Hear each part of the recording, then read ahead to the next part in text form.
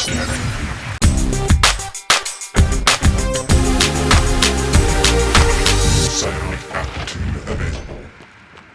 listeners, and we're here to talk about a brand new game that's just come out recently called Prey. And Nicola, after spending many an hour trying to get this game finished and to you, has finished.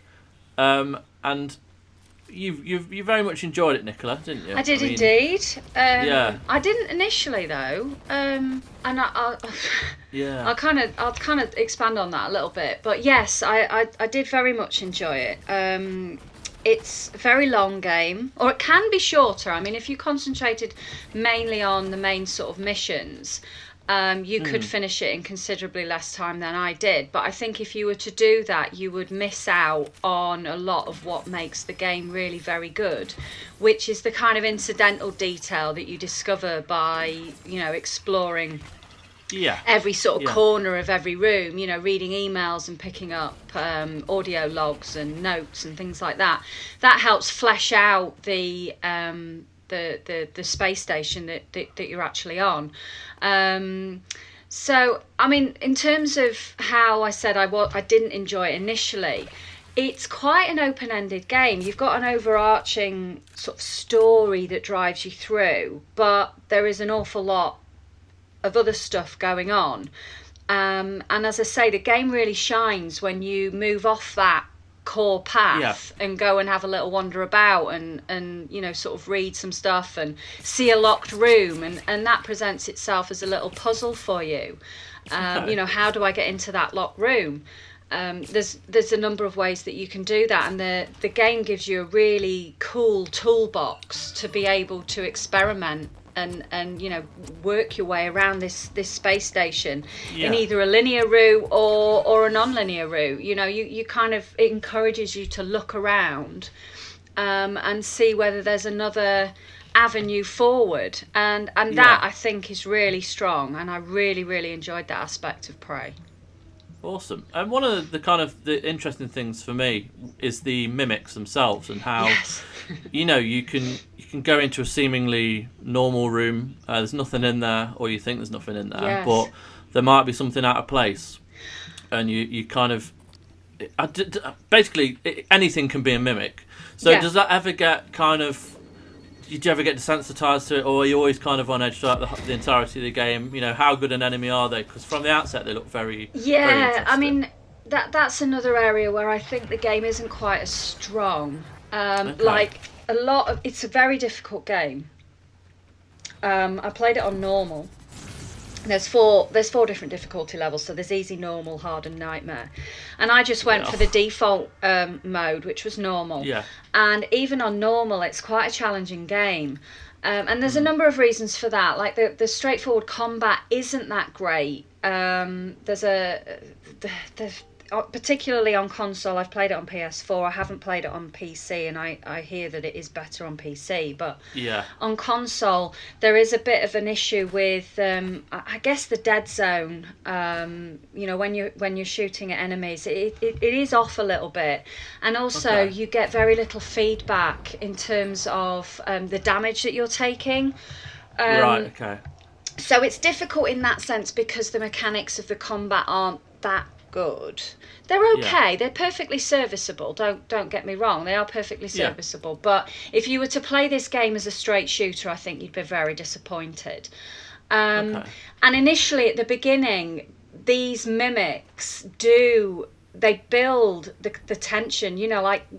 I'm creeping around this space station, trying not to be noticed, because combat, if you come into face-to-face combat with more than one of these creatures, you're going to be in a lot of trouble, if not dead, straight away. So the tension at the beginning of the game is very palpable, I guess. It's very strong at the beginning of the game. As you progress forward and you start to unlock some of the powers that are available to you through this device called a neuromod, and I won't go into too much detail about what that is, but it essentially gives you an ability be that a hacking skill, or increase the inventory space that you can carry in your suit, or increase your stamina, that kind of thing. But there's also these sort of, let's call it space magic powers. These other powers that are linked to the enemy that you're fighting, the Typhon. Okay. And they, you can utilize or absorb some of their powers. Like, for example, you can mimic objects in the world, or you can teleport yourself, or you can do these different things, and it's up to you how you spend those points. Now, you can choose to just spend them in what they call the human points, which is, as I say, the hacking, the suit inventory, that kind of stuff. Or if you wanted to, you could just put them into Typhon. It's entirely up to you how you put these points. How you spend these points that you find around the space station. You don't level up in a traditional sense. It's all about finding these neuromods. So if you don't do a lot of exploration, you won't have a lot of neuromods to spend. If you do a lot of exploration, then you're going to find a lot more. So it's really entirely up to you how you build your character. And I found that as I got through, further through the game, the difficulty level dropped for me. So that I didn't feel quite as tense going into a room. However, that ramps right up again towards the end. So you kind of get this lull in the middle in terms of where I felt pretty tooled up, and I wasn't going to be, challenged overly.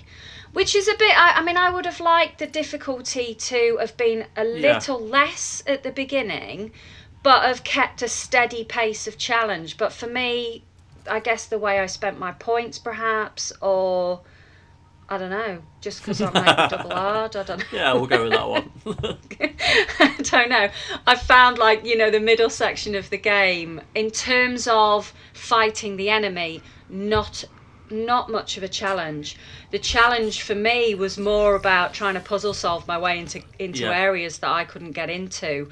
For example, there might be a room that's locked, and if you've invested points in hacking, for example, you can just hack the lock. Well, I didn't invest in hacking, so I had to find an alternative way to get into that room.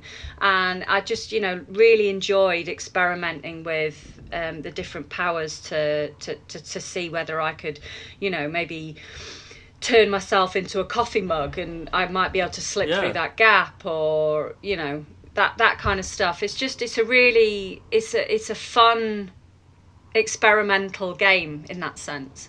Do you have upgrades to your like armor, and are there a lot of different kind of weapons and guns to use and stuff like that? No, the weapon arsenal's pretty limited. You have your standard firearms, and then there's a few sort of experimental weapons. But your actual arsenal is quite limited. I think there's probably, off the top of my head, maybe 6 weapons in total that you can find. And you can find weapon upgrade kits through the course of your scavenging about, and you can improve their firepower and their range and that kind of thing. But yeah, it's more, I don't know. Like I say, if you were to play this game as a straight shooter, you'd be disappointed, because that isn't where the game shines. The game really shines in that sort of corner that you've wandered into, and you've found something, or you've realised that the room has got a passageway that's above you, and you're thinking, oh, well, how the hell am I going to get up there? And it's kind of working your way out how to do that, which I found really, really good. Yeah, that sounds nice. One last question I've kind of got is what's the protagonist like? And because from the outset, he doesn't look too interesting. Is his story like gripping enough to keep playing, or is it just more about is that like a backdrop to the actual mechanics? The story's okay. The story's okay. If you've played, I'm going to use a more common. This Prey is basically System Shock 2, spiritual successor for System Shock 2. Right. Okay. But more recent to that is BioShock, I guess. And I guess there's parallels. In BioShock you're in an underwater station, so you it's a claustrophobic atmosphere because you can't leave the place because it's underwater. Similarly, on Talos 1 you're on a space station and you've got that claustrophobia of being in space. So the story's okay, but the story is familiar if you've played BioShock, for example, or System Shock, which was preceded that. It's not the best aspect of the game. Although, having said that, there are some interesting little sort of side missions that crop up that kind of help flesh out a lot of what's gone on in the past in the space station and helps you to flesh out who you are as a protagonist and who, these different disembodied voices that communicate to you via the sort of comms channels that you've got. It helps to kind of build a more rounded picture of who they were. And again, if you didn't explore around the space station, if you just went, followed the main story, I think you'd miss a lot of that information, and again you wouldn't get the full experience of what Prey has to offer. But you clearly enjoyed it, so it is a good game. I did. 30 hours.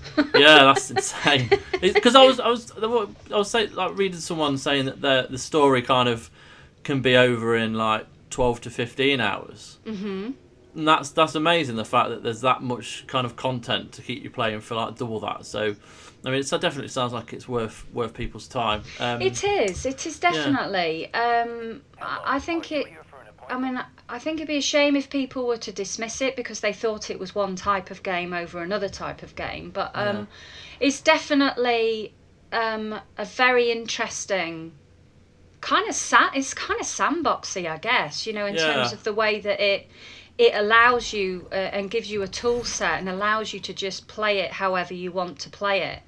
My review goes into a bit more detail about how I think there's a few missteps in the beginning of the game that could lead somebody to not enjoy it. And for example, I've got personal experience. I wasn't really enjoying it at the beginning. Of course. And I think there's a very fine balance between how the developers kind of want you to play it and how they want you to play it is that you play it however you want to, but there's a very fine line that you could play it the wrong way, and I'm doing wrong, kind of inverted commas, because I don't think it's right to say that you can play a game in the wrong way, but there absolutely is a way where if you were to play it in a certain way, you would be having an unhappy experience with the game.